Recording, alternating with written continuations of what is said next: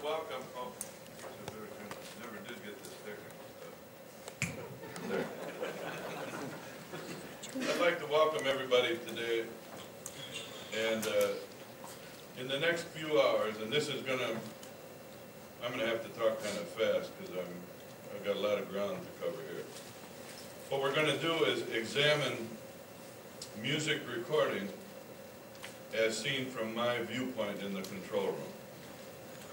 So, my interest in music recording really had its origin in my first experiences in listening to music as a youngster.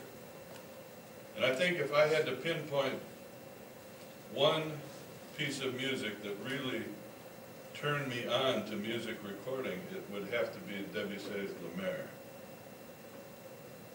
I heard it the first time when I was about 12 or 13, played by the Minneapolis Symphony. I was born and raised in Minneapolis, under the baton of Dmitri Mitropoulos. And I've always been fascinated by the sea. I'm definitely a water person, so I guess La Mer captured my musical imagination for that reason. But I think it hit me a little bit different than it may hit most people, because when I saw 100 musicians scraping, blowing, and bashing their instruments, and the seemingly unrelated but absolutely gorgeous, dreamlike sound that filled that beautiful Northrop Auditorium, everything musical instantly made sense to me. From that point on, there was no question about what I wanted to do.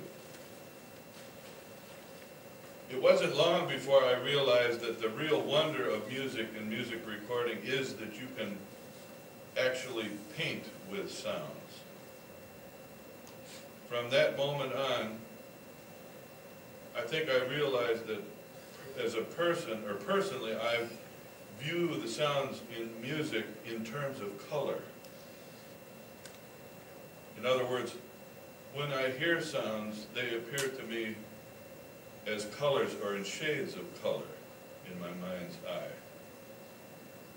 And high sounds look to my mind's eye as green.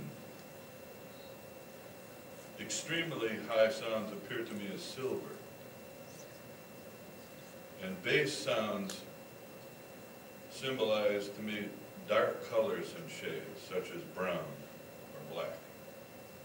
Extremely low bass sounds look to my mind's eye like dark purple or black.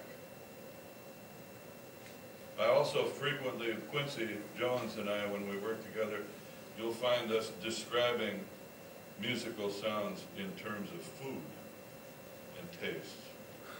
Like Quincy will say, listen to the bass there, let's put a little more garlic salt on that. And I will instantly know what he means.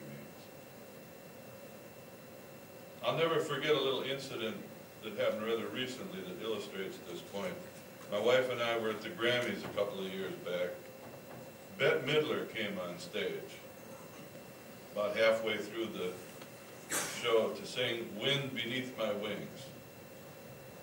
And she had on this gorgeous, deep, dark purple, full-length gown that appeared to be made of velvet.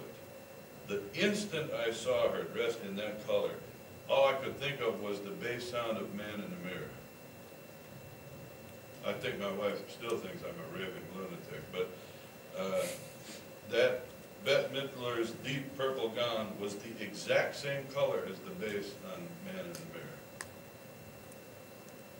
I guess if I was to illuminate individual highlights during my lifetime in the studio, what we should do is to examine specific events, and that's what we'll do, that I consider important to me. And in doing so, we're going to listen to some exceptionally good music. We're going to have a good time.